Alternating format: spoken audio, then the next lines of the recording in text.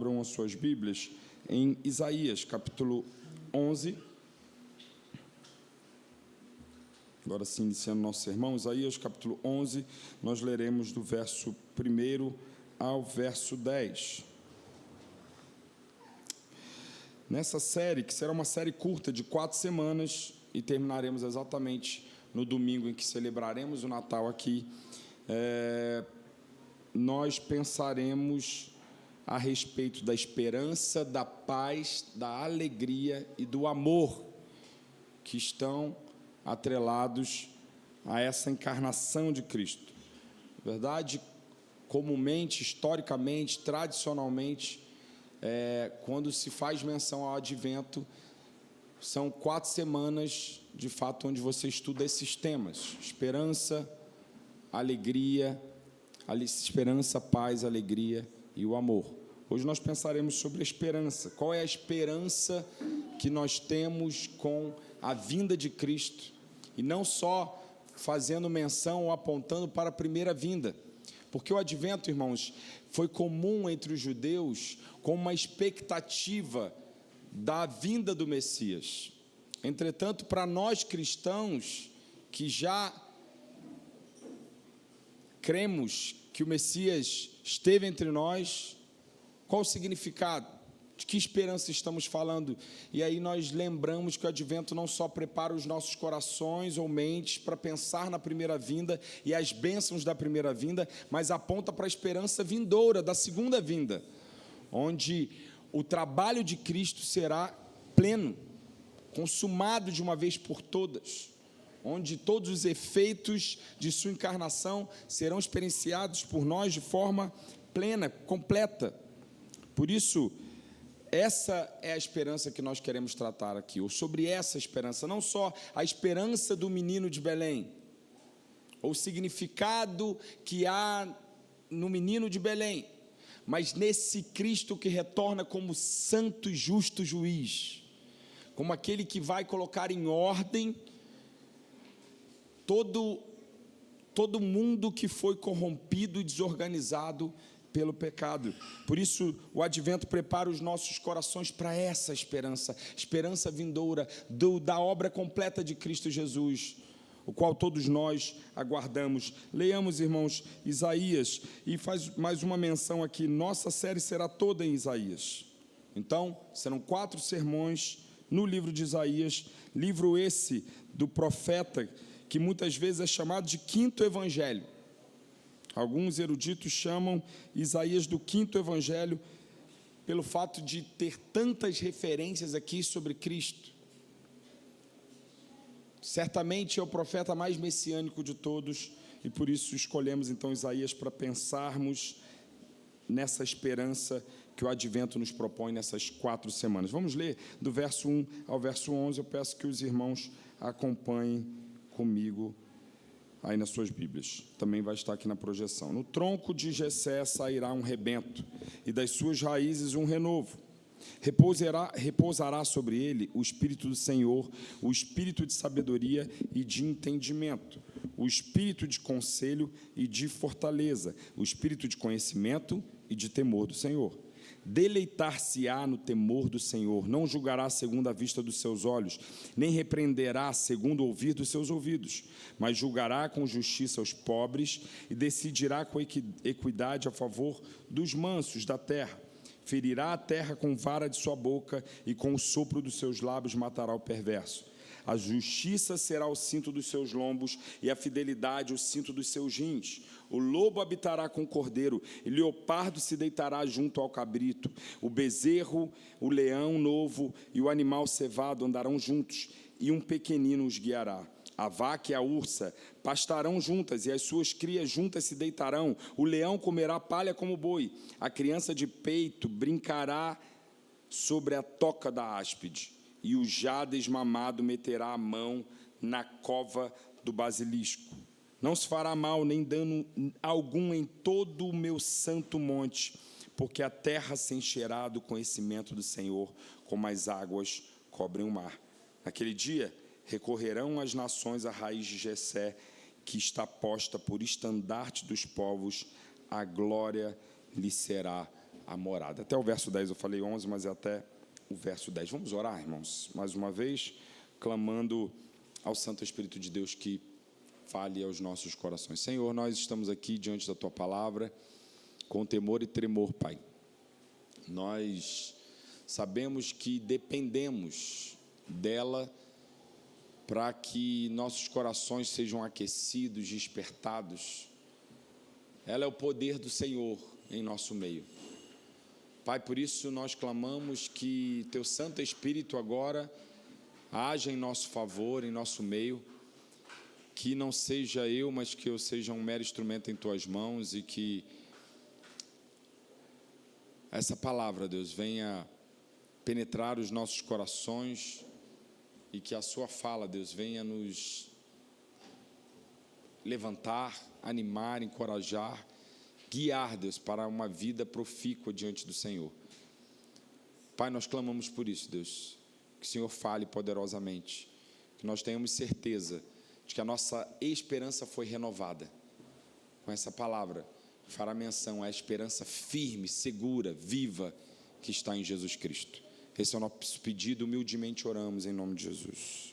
Amém. Irmãos, como dito, essa série do Advento visa preparar os nossos corações para o Natal. Mas muito mais do que preparar os nossos corações para o Natal, o Advento é um período em que nós estamos ampliando o entendimento sobre a encarnação e os seus efeitos. A encarnação de Cristo é o momento em que Deus irrompe a história humana e esse mundo que jaz no maligno, então, encontra esperança. Não uma esperança onde nós estamos com os dedos cruzados para trás do corpo, né? Onde nós estamos torcendo por algo que pode dar certo ou não.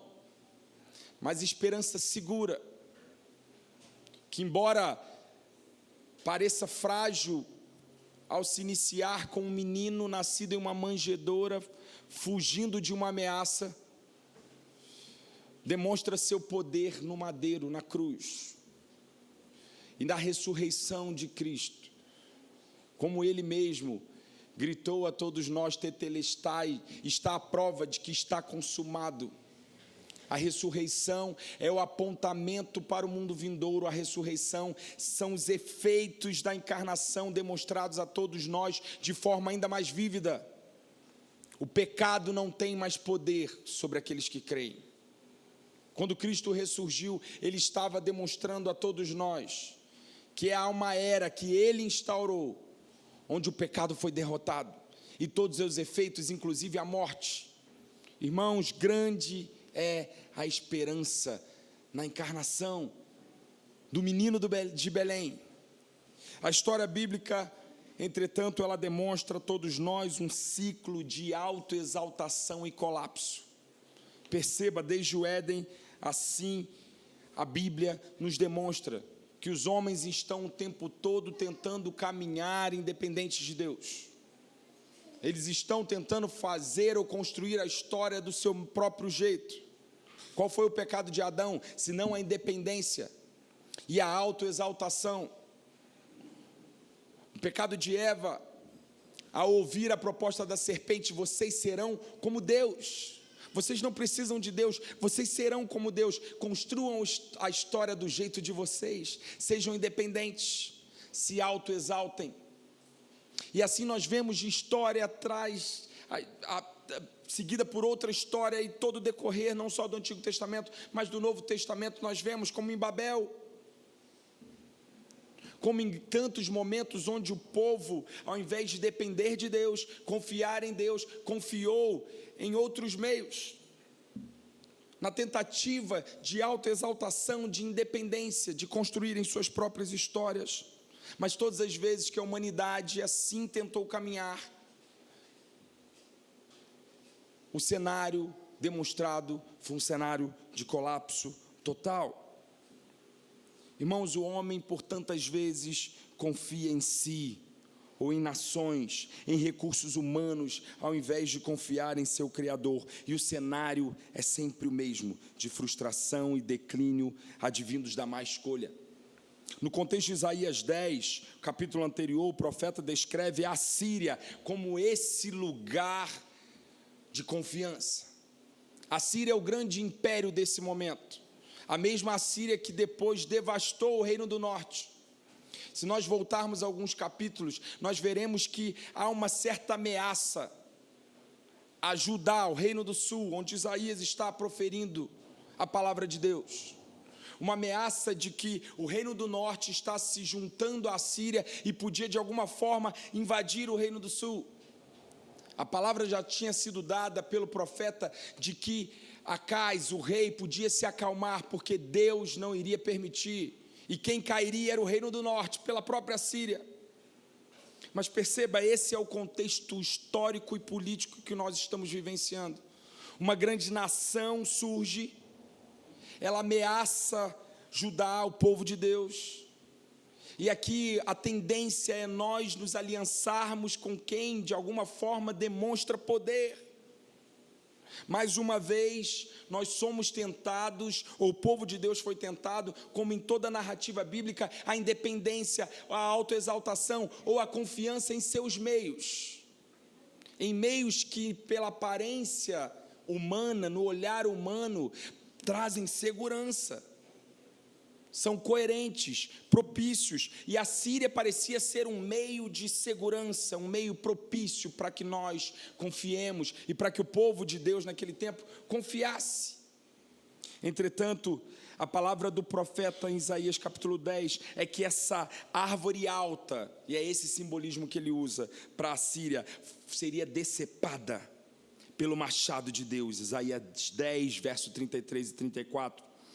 Aqui o significado é que o orgulho e a força humana são finitos e sempre sofrem o juízo de Deus. No entanto, irmãos, o julgamento divino alcança também o seu povo. A gloriosa dinastia davídica também não escapou. E a monarquia, a política, a estrutura humana são demonstradas como falhas nesse texto de Isaías. Em vez de uma majestosa árvore, o que nós lemos aqui que restou foi um tronco cortado, um toco seco, uma imagem de morte e desolação, e esse tronco significa o próprio povo de Deus.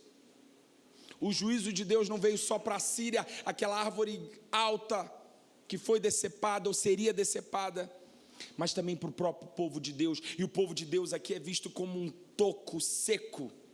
E eu te pergunto, que esperança você pode colocar em um toco seco? Um toco seco representa, como símbolo, um ambiente, ou um lugar, ou um cenário de morte, de declínio, de desolação. Mas é nesse cenário de esgotamento total, irmãos, esgotamento total da esperança humana, que a palavra de Deus irrompe com a promessa radical: o Messias viria desse toco. A esperança viria de onde ninguém colocava esperança. A esperança viria de um lugar onde a humanidade consideraria como frágil, incapaz. E vem essa vara, a vara da justiça, em contraste com a Síria, que é a vara da ira. O grande rei da justiça e da paz viria desse tronco seco. O Deus que nós conhecemos, irmãos, não depende dos meios humanos, mas Ele reconstrói a esperança do que sobrou. Ele fez brotar do que parecia morto. E aqui é o contexto do qual nós estamos, ou ao qual nós estamos nos expondo. O coração desse sermão, irmãos, está no Messias, que é o Rei da justiça e da paz. Sua vinda revela a anatomia da esperança em 3 grandes movimentos teológicos que estão extraídos aqui no capítulo 11. Nós, então, dividiremos esse capítulo em 3 partes. Analise o texto juntamente comigo. A primeira parte, o texto nos fala sobre a personalidade desse Messias, do verso 1 ao verso 3. O verso 1 inicia dizendo que do tronco de Jessé sairia um rebento e das suas raízes um renovo. Mais uma vez, esse tronco significa Israel. Se no capítulo 10, a grande árvore que é a Síria foi decepada, agora no capítulo 11, Isaías mostra, também veio o juízo de Deus sobre o povo. sobre o seu povo. E o que restou, aquele grande povo, aquele povo que em alguns momentos foi num contexto político ou geopolítico de seu tempo relevante, agora é simplesmente um tronco seco, um toco seco que ninguém coloca nenhuma expectativa. Mas desse tronco seco, do tronco de Jessé, sairá um rebento e das suas raízes um renovo. O termo aqui, tronco, irmãos, o termo hebraico é jeza.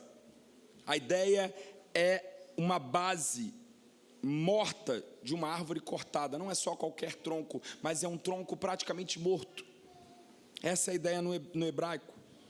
E olha só como esse cenário de esperança vem de um ambiente de humilhação, porque o texto diz que o tronco é de Jessé. E aqui tem algo curioso que nós precisamos prestar atenção, porque a menção de Jessé, o camponês, e não Davi, o rei, enfatiza que a casa real está reduzida à sua origem mais humilde. Isaías não diz, esse tronco é do grande Davi, esse tronco é do rei que vocês estimam, o grande Davi, que tem deixado os seus descendentes reinando aqui em Judá. Mas Isaías faz menção ao Jessé, pai de Davi, camponês, homem simples, humilde. O cenário é de que Deus traria esperança de onde ninguém espera nada, da humildade, de um cenário humilde, de um cenário que aos olhos dos homens é fraco, improdutivo. O tronco de Jessé. Nossa teologia reformada, irmãos, reconhece nessa imagem a incapacidade da humanidade. Essa é a ideia que o autor Isaías quer propor, a incapacidade da humanidade. O cenário é de apenas um toco incapaz de gerar salvação por conta própria, mas Deus faz sair salvação e esperança até de um tronco morto. Ali do tronco de Jessé sairia o rebento e das suas raízes um renovo. E esse trecho que nos mostra Cristo como um rebento e que tem raízes que trariam renovo. A ideia aqui do broto, ou do renovo, a palavra no hebraico dá uma ideia de algo frágil, inesperado, que aponta para a encarnação da primeira vinda. Pense você, irmãos, pense você como um judeu. Agora vamos viajar um pouquinho, você lá, como um judeu, sofrendo nesse contexto histórico aqui, uma pressão política de um grande império que está te ameaçando. Podemos inclusive sair do contexto de Isaías e percorrer por toda a história de Israel, porque Israel ouviu desde o Éden. Na verdade, a humanidade escuta no Éden, e Abraão, que constitui esse povo, traz essa promessa para esse povo, e Deus foi repetindo essa promessa desde os patriarcas, passando por Moisés, passando pelos juízes, pelos profetas, pelo período monárquico, a promessa de que um homem nascido de mulher acabaria com a maldade. Ainda que a teologia judaica não compreendesse muito bem, esse homem é o mesmo Messias que começou a ser proferido pelos profetas. E eles tinham então, em períodos como esse, de ameaça de um grande povo, onde Judá está enfraquecido, onde eles não são mais uma grande nação, mas um simples tronco, um toco, sem vida. Tinham esperança então de que esse Messias fosse um homem majestoso aos olhos dos homens, nascesse em um berço de ouro, fosse criado pelas pessoas com maior capacidade intelectual de seu tempo, tivesse acesso a toda a cultura que fosse disponível, fosse criado como um militar, um grande guerreiro que libertaria Israel da opressão. Mas o que o texto está dizendo, não. O renovo de vocês, o Messias, virá de um lugar frágil, um pequeno bebê em Belém, fugindo de Herodes, indo ao Egito para depois se proteger ainda mais. Nenhum dos hotéis daquele tempo puderam sequer acolhê-lo para que ele nascesse. Ele nasceu em meio aos animais. Um menino que é criado por uma família simples, humilde, em uma região super pobre, Nazaré, que depois se levanta como um rabino à margem, porque não seguiu o trâmite padrão para ser um rabino. Irmãos, nossa esperança veio de um lugar onde nenhum homem poderia imaginar, mas assim que o nosso Deus age. Desse tronco aparentemente morto, brota o renovo. E aqui a ideia, como eu disse, de broto, é a ideia de fragilidade. A fragilidade vista na primeira encarnação, e essa palavra no grego, no hebraico, netzer, está na mesma raiz dos nomes do nosso Senhor, o Nazareno. Olha que interessante, a mesma palavra utilizada no hebraico para falar desse broto frágil, tem raízes na palavra Nazareno. Verso 2 diz que, entretanto, sobre esse que viria de um lugar improvável, repousaria sobre ele o Espírito do Senhor. O Messias é ungido pelo Espírito do Senhor, garantindo perfeição da sua obra. A obra de Cristo fora perfeita, porque ele era o ungido do Senhor. E essa unção do Espírito tem algumas características. Olha que interessante, diz o texto que ele tinha espírito de sabedoria. Aqui a ideia de sabedoria é uma qualidade que capacita a usar os meios certos para o fim em vista. É uma pessoa que sabe tomar as decisões corretas. Mas não só um espírito de sabedoria, mas um espírito de entendimento. Em outras versões usa o termo de inteligência. Se não me engano, na NVI está inteligência. Indica não somente um conhecimento em geral, irmãos, mas um discernimento particular. Assim como também espírito de conselho, que mostra habilidade de comunicar sabedoria a outros e guiá-los. Alguém que é um guia, alguém que aponta o caminho. Mas ele também teria o espírito de fortaleza, que não indica somente uma força de propósito, mas uma habilidade de fazer as coisas acontecerem. Poder. Na Septuaginta, o termo grego indica não somente força física, mas também poder mental e espiritual. Jesus manifestou-se em sua autoridade sobre os demônios, sobre as doenças, sobre a natureza e sobre a morte. Ele teria poder, espírito de fortaleza, também espírito do conhecimento e do temor ao Senhor. E a unidade desses dois aspectos, conhecimento e temor ao Senhor, conhecimento e reverência, por meio do Espírito, faz com que Cristo fosse alguém totalmente capaz de mudar o cenário do qual nós vivíamos, ou no qual nós vivíamos. Perceba, embora ele venha de um ambiente frágil, embora as pessoas não colocassem muita expectativa sobre a sua origem, ele seria o ungido. E a unção do Senhor o capacitaria para ter sabedoria, entendimento, ser o guia de um povo, ter fortaleza, força, poder espiritual, conhecimento e temor do Senhor. O verso 3 nos diz que deleitar-se-á no temor do Senhor. A sétima qualidade de dotação do Messias era deleitar-se no temor do Senhor. Ali está o seu prazer. E perceba, nós estamos aqui na primeira parte da análise de capítulo 11, que se refere à personalidade do Messias. E nós podemos então concluir que a personalidade do Messias é alguém que veio de um lugar frágil, inesperado, onde ninguém colocaria sua esperança, mas que foi ungido pelo Espírito e teve toda a capacidade para ser aquele que é o nosso Salvador. Por fim, uma característica importante, ele se deleita no temor do Senhor. E aqui está uma grande diferença do Messias, de tantos outros grandes líderes que passaram. O seu prazer não estava no poder. O seu prazer não estava no status, o seu prazer não estava na fama, o seu prazer não estava nos aplausos humanos, mas o seu prazer estava no temor do Senhor. Ele se deleitava no temor do Senhor. O hebraico sugere aqui uma agudeza do sentido do olfato. Alguns têm traduzido esse texto da seguinte forma, presta atenção: ele tirará o seu fôlego do temor do Senhor.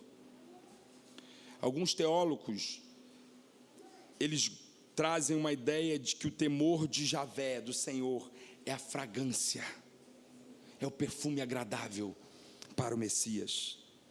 Se a primeira parte nos mostra sobre a personalidade do Messias, irmãos, agora nós veremos os princípios do reino do Messias. Do verso 3 ao verso 5, começa a nos mostrar então os princípios desse reino que veio nos trazer esperança. Verso 3 diz: não julgará segundo a vista dos seus olhos, nem repreenderá segundo o ouvir dos seus ouvidos. A justiça é o princípio circundante do reino desse homem que viria do broto, do toco de Jessé.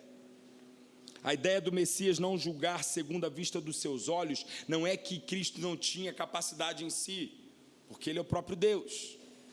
Mas a ideia é de não julgar pela mentalidade humana. Tome aqui como a humanidade de Cristo, não uma sabedoria humana.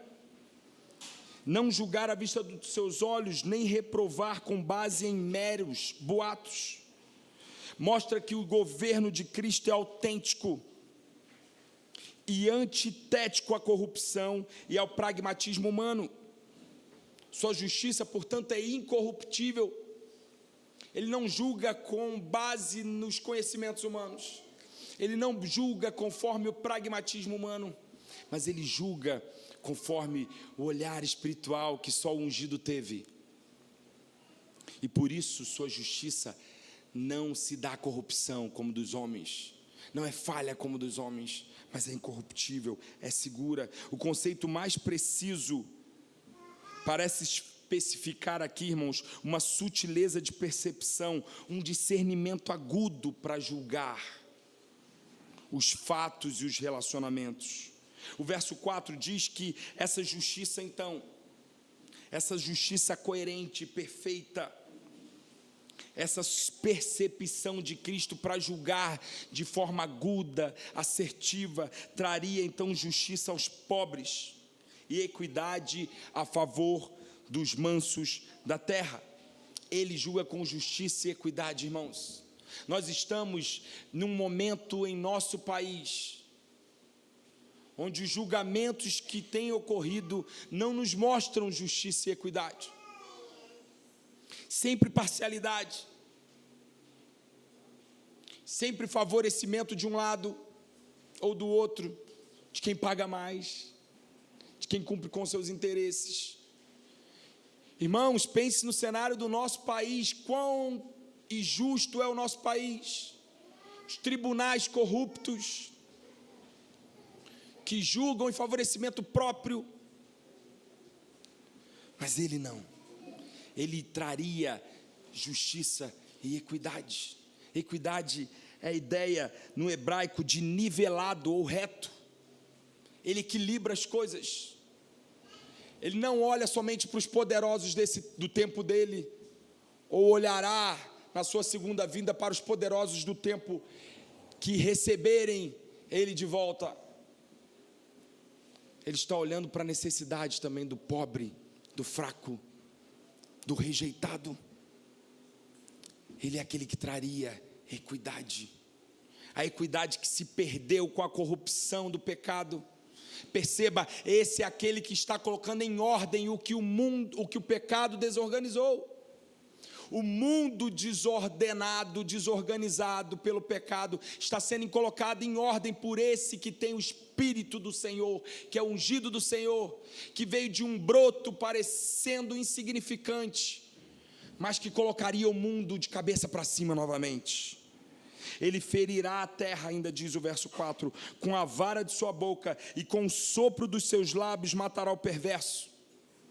Sua palavra é tão poderosa quanto a vara, irmãos. e com o sopro dos seus lábios, de sua palavra, que é viva, que é eficaz, ele mataria o perverso, ele eliminaria o mal. Ele é alguém que está conquistando novamente o território dominado pelo maligno. Verso 5: a justiça será o cinto dos seus lombos, e a fidelidade o cinto dos seus rins. A ideia de cinto é uma ideia de algo que é firme, que é seguro, que está presente constantemente. Justiça e fidelidade são um cinto que sustenta as suas ações. Por isso nós podemos ter confiança, tranquilidade nas ações do Messias, porque o seu cinto que sustenta as ações é cinto de fidelidade, é cinto de justiça.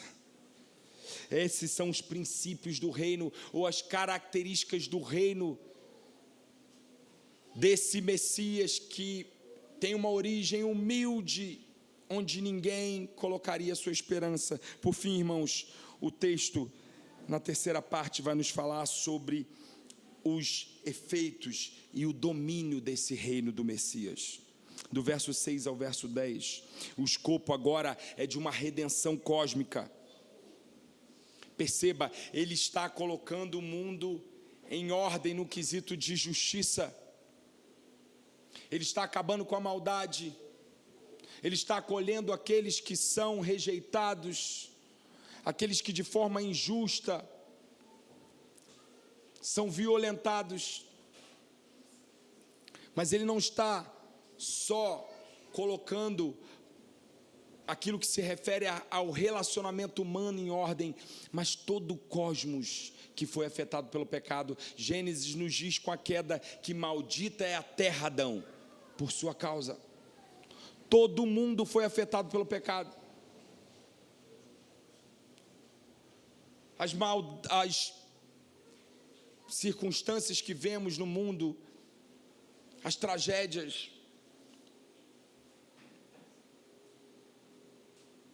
tantas tragédias, né? Recentemente tivemos uma aqui no Brasil, foi em Santa Catarina, né? Santa Catarina, um tornado, coisa que não estamos acostumados. E de tempo em tempo alguns se deparam com isso e perguntam: pastor, como é que nós explicamos isso? Como é que Deus pode permitir uma tsunami? Como é que Deus pode permitir uma catástrofe dessa? Mata tantas pessoas. Tudo isso são consequências do pecado. Simples assim. Essa é a resposta da cosmovisão cristã. A injustiça dos nossos tribunais é consequência do pecado. A miséria no mundo, a fome na África, a falta de equidade, a violência crescente, mas também como as catástrofes naturais, todo mundo foi afetado pelo pecado. E esse Messias, que veio do tronco insignificante de Jessé, é aquele que, ungido por Deus, tem o poder para colocar toda a nossa existência em ordem. Não somente as nossas relações, mas também todo mundo, todo o cosmos que foi afetado pelo pecado. Portanto, irmãos, aqui é uma poesia ética, com uma promessa de reversão da maldição de Gênesis 3, preste atenção. Aqui nós temos uma poesia ética com uma promessa de reversão da maldição de Gênesis 3, do verso 6 a 8, olha o que o texto nos diz: que o lobo habitará com o cordeiro, e o leopardo se deitará junto ao cabrito, o bezerro, o leão novo e o animal cevado andarão juntos, e um pequenino os guiará. A vaca e a ursa pastarão juntas, e as suas crias juntas se deitarão. O leão comerá palha como um boi, a criança de peito brincará sobre a toca da áspide, que é da cobra.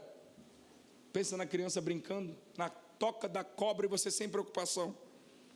E o já desmamado meterá a mão na cova do basilisco.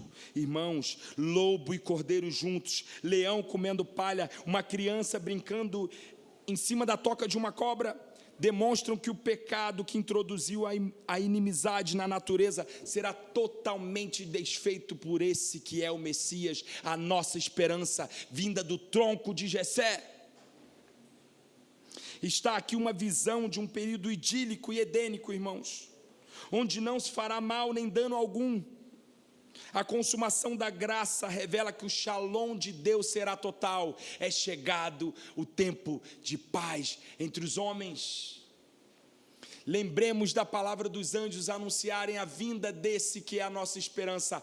Paz na terra para aqueles que o querem bem. Paz na terra entre os homens. Paz na terra entre os homens. Nós podemos ainda não ver essa paz de forma plena. Nós experimentamos quando nos expomos a esse Messias, essa paz em nossos lares, na comunidade cristã. Alguns efeitos no mundo são vistos, mas nós ainda não percebemos, não vemos o lobo habitando com o cordeiro, a criança podendo brincar tranquilamente em cima da toca de uma cobra peçonhenta.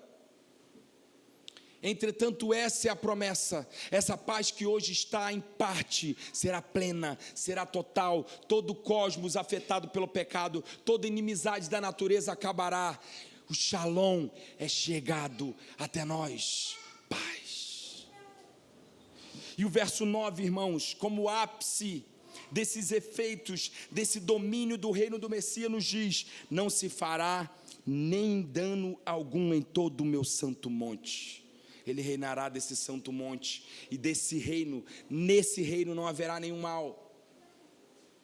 As doenças que nós estamos acostumados a passar, as perdas, as angústias, as brigas, as adversidades, as guerras, os rumores de guerra, a violência crescente, como vimos no Rio de Janeiro, 120 pessoas mortas em um dia, como vemos na Ucrânia,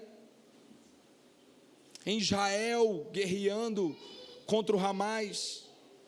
Isso não mais acontecerá, não haverá mais mal, não haverá mais nenhum dano, porque a terra, olha o que o verso 9 nos diz: se encherá do conhecimento do Senhor, como as águas cobrem o mar. A terra se encherá do conhecimento do Senhor, como as águas cobrem o mar. Aqui está o fundamento dessa paz. Aqui está o fundamento dessa paz. A terra se encherá do conhecimento do Senhor. Toda a terra. Hoje nós vemos ainda que parcialmente paz na vida daqueles que conhecem o Senhor, mas nesse dia todos conhecerão o Senhor. E aqui está o fundamento de uma paz duradoura, de uma paz certa, de uma paz segura. Irmãos, quando Deus no Éden ordenou aos homens que se multiplicassem e enchessem a terra, esse era o objetivo. O objetivo teológico por trás da ordem de Deus: Adão, Eva, agora multipliquem, encham a terra. Encher a terra com pessoas que têm o conhecimento de Deus, encher a terra de pessoas que glorificam a Deus, encher a terra de pessoas que redundem em glória e louvor a Deus. Mas o que aconteceu com o pecado? Quando o pecado adentrou a nossa história, foi o extremo oposto. As trevas se espalharam, a ponto de 1 João capítulo 5, verso 9, dizer que a terra jaz no maligno, o mundo jaz no maligno. Aqui, o propósito original está sendo alcançado. O propósito dado ao Éden, ou no Éden, está sendo retomado. Esse propósito está sendo alcançado. Vai chegar um dia que novamente toda a terra terá o conhecimento do Senhor. Toda a terra verá a glória de Deus. Todo canto dessa terra. O complexo do Alemão verá a glória de Deus. A faixa de Gaza verá a glória de Deus. A Ucrânia verá a glória de Deus. Nossas casas verão a glória de Deus.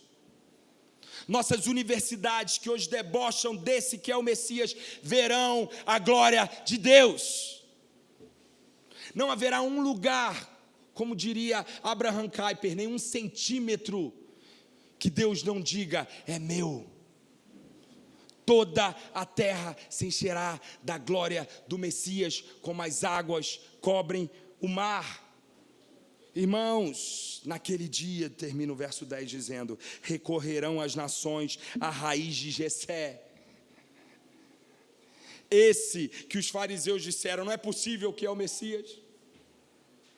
Não é possível que esse Galileu é o Messias. Não é possível que esse homem que não terminou a formação formal para ser um rabino, se tornou um carpinteiro, é o Messias. Pessoas que não se atentaram para textos como esse, promessas como essa, que sim, esse menino humilde vindo de Belém, frágil aos olhos dos homens, criado em Nazaré, um galileu, um rabino à margem, esse do tronco de Jessé traria a paz perene a todo mundo. Eles debocharam, muitos judeus não aceitaram, ainda hoje muitos não reconhecem, mas nesse dia, diz o verso 10, naquele dia recorrerão as nações à raiz de Jessé. Naquele dia eles reconhecerão: é esse, é o carpinteiro, é o nazareno, é esse broto do toco que parecia morto de Jessé. Esse é a nossa esperança.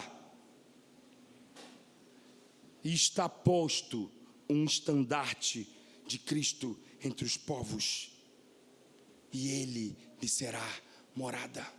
Estandarte é uma bandeira, você já viu naqueles filmes de guerra? Uma bandeira que representa um grupo, ou nas nações, ou nos povos, tinha lá uma bandeira grande, um estandarte que representava um povo. O estandarte era sempre colocado o mais alto possível, para que fosse visível nesse dia. O nome de Cristo será colocado sobre todos, de uma vez por todas. Estará visível como um estandarte. As nações reconhecerão e recorrerão àquele que é da raiz de Jessé.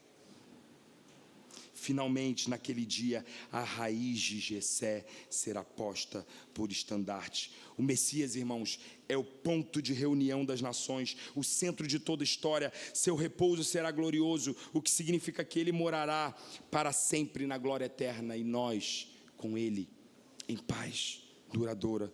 Irmãos, aplicando o sermão dessa manhã para nós terminarmos, o advento nos fala dessa esperança. É dessa esperança que se refere ao advento. Os judeus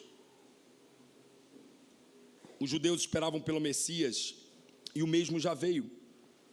Mas note como essa profecia, assim como tantas outras, as quais estudaremos algumas aqui no decorrer da nossa série, nem todos os quesitos da profecia foram cumpridos.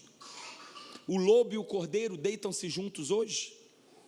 Uma criança já pode brincar com uma cobra, ou em cima da toca de uma cobra. A paz perene e sua glória estendida em toda a terra, vinda da exaltação de Cristo como estandarte, já nos está disponível. Obviamente, irmãos, isso são profecias de sua segunda vinda. A obra de Cristo ainda não for estabelecida plenamente, embora já garantida com sua crucificação e ressurreição.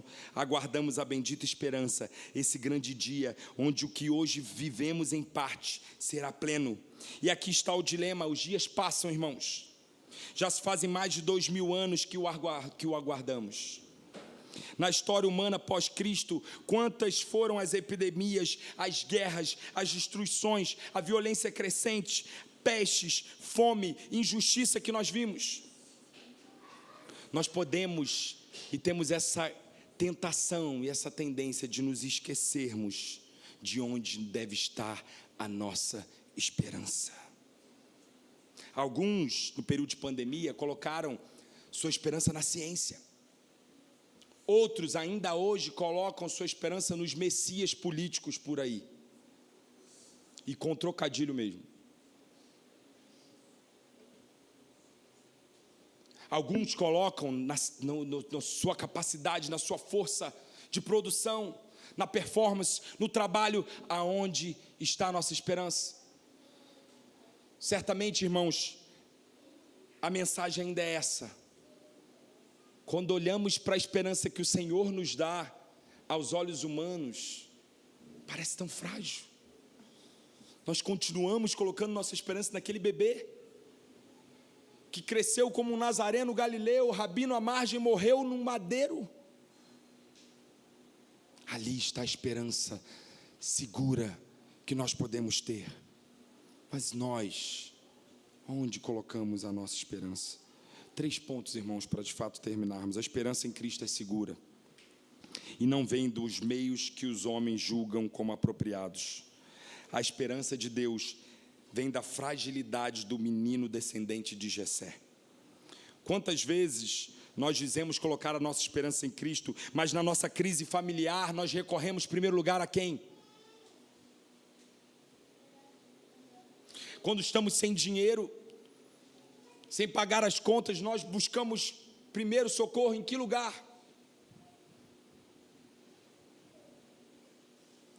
Quando vemos tudo aquilo que é seguro em nosso entorno ruir, aonde e a quem buscamos ou em quem buscamos esperança?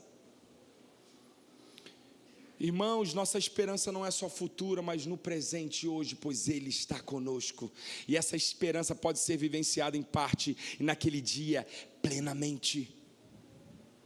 Lembremos, a esperança em Cristo é segura, mas sim, ela vem de meios que os homens julgam ser inapropriados.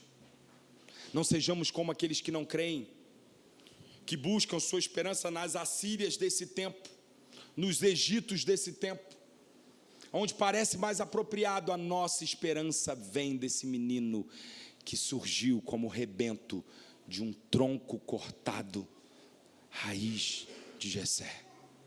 Segundo lugar, a esperança em Cristo é segura, pois somente ela resolve o conflito de justiça e falta de paz. Somente Ele foi ungido pelo Espírito para julgar, não segundo as vistas humanas, mas com discernimento, para colocar o mundo que é tão desigual em equidade. Não confie na sua ideologia política, não confia no discurso de um político que discursa bem no Congresso. Não que não devamos ser práticos, irmãos, e votarmos bem e participarmos como cidadãos ativos, devemos nos envolver inclusive com a política, devemos, mas nossa esperança não está em nenhum desses homens. Somente Cristo pode julgar de forma a colocar o mundo ordenado novamente, com justiça e equidade. Por fim, irmãos, a esperança em Cristo é segura, pois somente ela resolve o problema na raiz, a saber, a rebelião e seus efeitos cósmicos. Somente Ele vai resolver o problema por completo, não parte dele, mas até a inimizade da natureza vai acabar. Até o leão e o cordeiro vão deitar juntos, como as crianças pintaram hoje aí, as pequenas.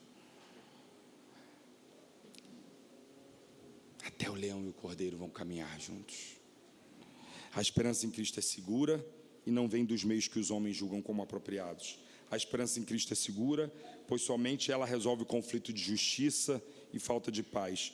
A esperança em Cristo é segura, pois somente ela resolve o problema na raiz, a saber, a rebelião e seus efeitos cósmicos. O chamado, irmãos, é o arrependimento da nossa autossuficiência ou da nossa fé colocada e depositada em lugares errados. O advento é um tempo de nos lembrarmos de onde vem a nossa verdadeira esperança. Que o Senhor Jesus nos abençoe. Vamos ficar de pé para nós orarmos?